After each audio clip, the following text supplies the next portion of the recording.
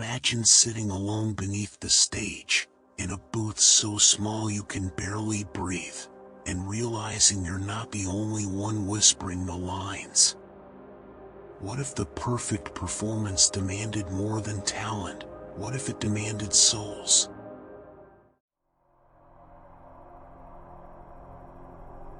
My name is David Chin, and I was the prompter at the Blackstone Theater for 3 years.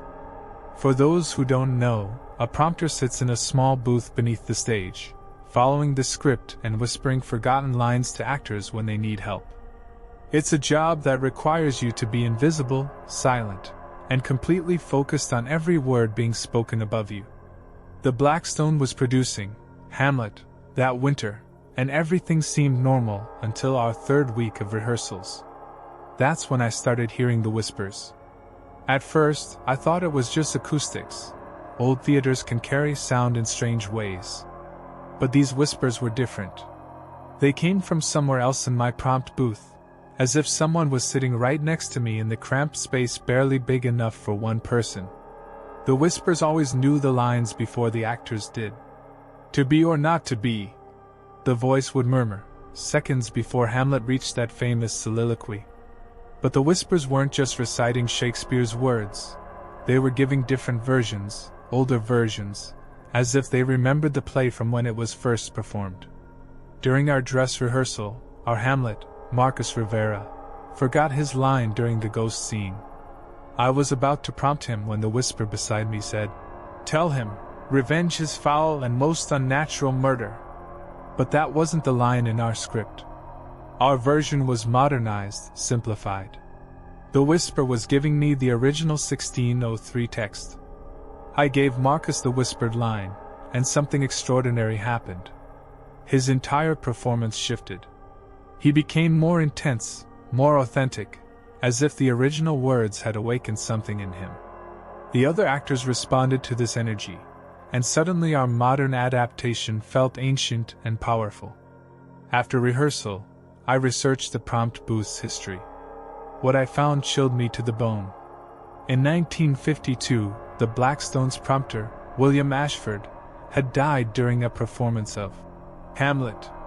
He'd suffered a heart attack in his booth during the final scene, but no one noticed until after the curtain call. The actors had performed the entire last act without prompting, delivering their lines with unusual perfection. According to witnesses, the actors claimed they could hear William's voice clearly throughout the final act, giving them their cues even after he had died. The next night, opening night, I decided to test my theory about the whispers. "William?" I whispered into the darkness of my booth. "You can hear me." The voice was right beside me, so clear I could feel breath on my ear. "Most can't." "How long have you been here?" "Since the night I died." 70 years, prompting every play, watching every performance. "I can't leave until I finish what I started." "What did you start?" "The perfect production. Every actor hitting every line perfectly, every cue timed flawlessly, every performance exactly as Shakespeare intended. I've been trying to achieve it for 7 decades. As the first act began above us, I realized what William had been doing. He'd been inhabiting the actors, using them to create his ideal performance. And tonight, with my help, he was finally going to succeed. "Help me," William whispered. "Give them my words, not the simplified script. Let me show you what real theater looks like." Marcus began Hamlet's first soliloquy, but stumbled on the modern phrasing. William whispered the original text to me, and I passed it on. Immediately, Marcus's performance transformed. His voice became richer, his movements more natural, his entire presence more commanding. The same thing happened with Ophelia, with Claudius, with every actor who accepted the original lines. They became vessels for William's vision of perfect Shakespeare. But as the night progressed, I noticed something disturbing. The actors weren't just performing better, they were losing themselves. Their modern mannerisms disappeared, their contemporary speech patterns vanished between scenes. They were becoming Elizabethan actors, possessed by the ghosts of performers from 4 centuries ago. During intermission, I tried to warn Marcus. You need to stick to the script we rehearsed. He looked at me with eyes that weren't entirely his own. The script is wrong, he said in an accent that hadn't existed in 1952, let alone today. We must speak the words as they were meant to be spoken. The second act was terrifying in its perfection.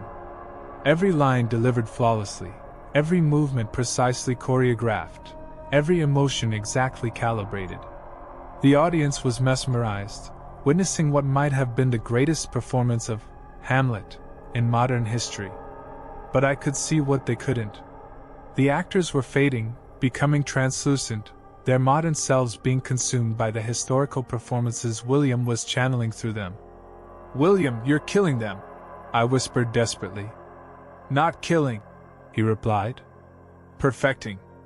They will live forever in this performance, eternal and flawless." As we approached Hamlet's death scene, I made a choice that saved the actors but doomed myself. Instead of giving Marcus Williams perfect original words, I fed him the wrong lines, modern slang, contemporary phrases, anything to break Williams' spell. Marcus stumbled, the other actors lost their supernatural focus, and the spell shattered.